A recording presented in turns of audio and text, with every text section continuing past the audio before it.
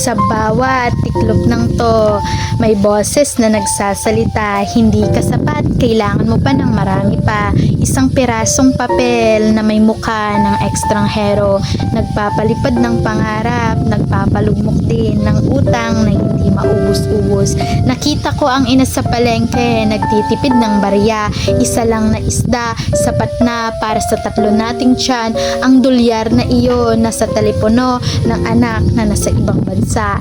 Ilang mensahe na okay lang ako kahit nahirap na.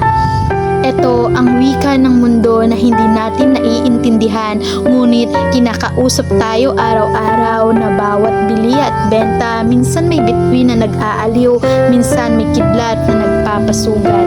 Ang dolyar na to parang buhay natin, puno ng tiyak at kawalan ng katiyakan.